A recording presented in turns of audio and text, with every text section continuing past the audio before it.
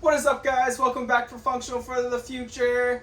And here's another episode for the channel. Today we're going to follow in line with what I spoke about last week about why you work out. Beyond the trends, beyond building a physically better looking body, and beyond the health aspects of it. Because as we spoke about last week, following just one of those gives you motivation for a little bit of time, but then anxiety kicks in or other things kick in that make that start to fall out of place. So I'm here with the me effect. It's her turn on the chopping block to tell you guys why she works out. In general, just to have better health. Also to look good, but yeah, I think those two are the general ones. Okay.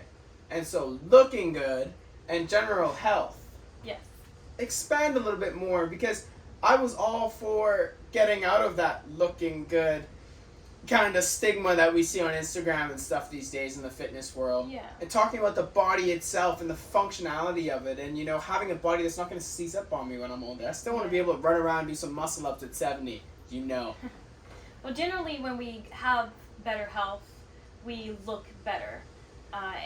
Because, to me, personally, I say it comes from the inside, right? If we eat well, if we exercise, we are in tune and our body's balance, it radiates outside. So that's what I mean.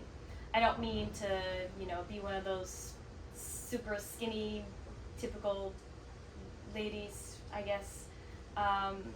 The reason why I work out, other than that, as I said, general health to expand, is a little bit what you've touched upon, the functional part, to prevent injuries, to live a longer, fuller, better life. And that to me is health. So I don't want to, have an injury or lift something and hurt myself. General, longer, better life. Okay.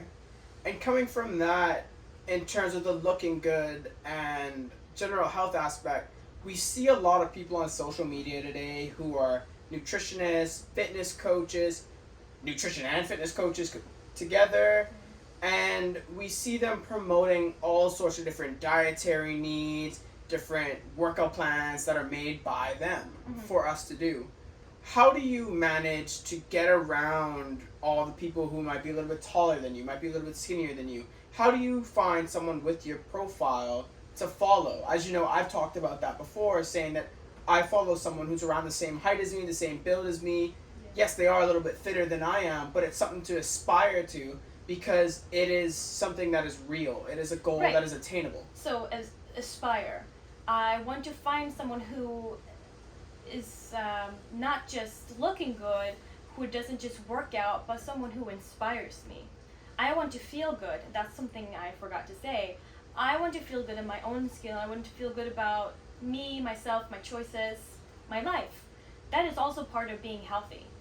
And so when I go on Instagram, I look for people who inspire me, who don't just do this is today what I'm doing, this is what I do, I have a great body.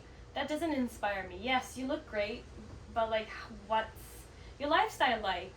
Why aren't you talking about certain issues? Or, we have to talk about this to kind of relate to each other. And that is another, very important thing for me. I want to relate to someone. So that is really important to me. That's what I look for. Okay. And with that in mind, the past 2 months you've been working out with me. You've been following a very rigorous plan in terms of trying to get range of motion in all the different joints, to be a lot more functional, as well as to take the body, break it down into sections, and make sure that all these sections function well, so as a whole, the whole body moves like a well-oiled machine. You're about to leave soon, and you're going to be in Sweden. So different time zone, starting out, different dietary stuff over there. Yep. And a total different life. You're getting back with your family, your friends, all the distraction that comes along with that. How are you going to be able to manage working out, your fitness, your nutrition? How are you going to manage all of that? I have an idea, so I haven't really written it out yet. But before I leave, I want to sit down with myself and choose whether or not I'm going to get a gym membership. We talked a little bit about this. So that's something that will definitely make me work out, because paying for something and not using it is kind of a waste of money, right? So either do that or go and buy my own weights to travel with, to keep them on me, and to have them at hand to do more functional things at the house, because you can do a lot of things with just Just the kettlebell. kettlebells. Yeah, that the change of diet, I think, is going to be fairly easy, because I, excluding my mom, is the only vegan in the household.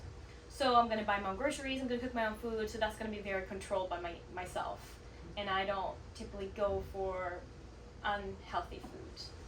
So I think all in all, I'm gonna sit down with myself and create a plan that I don't have to follow point on point, because I want to be in charge. I want to feel my own body. I want to be in tune with it, so to speak, so that I don't feel like I have to do something, but I want to do it. So I'm going to create a plan that's not going to get me tired of it. I'm going to create a plan that makes me excited. Okay. And so in my episode of Functional for the Future, I talked about my mantra being building a better body, right? Building a body that will be good for my future self. Thinking about that 70-year-old doing muscle ups, that 60-year-old going for runs, having that good body and having the energy levels that I have now. Because I find that that's what happens in a lot of people is, as you get older, you slow down. And when we slow down, the injuries build up, we get more anxiety, we get more aware of ourselves.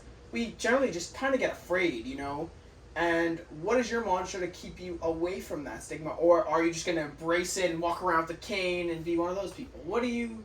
I honestly don't think that I'm the kind of person who will become that, because I generally aren't afraid. I have already embraced the fact that I will grow old one day. If I make it that far, we never know. But I find beauty in life, and that it progresses, and that we might get old one day. I think it's a beautiful thing.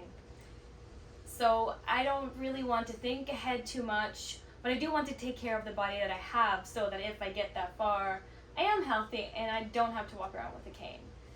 Okay. And how to do that is just to think about what you put in your body, how you treat your body, what you do with it, and yeah, it's simple as that.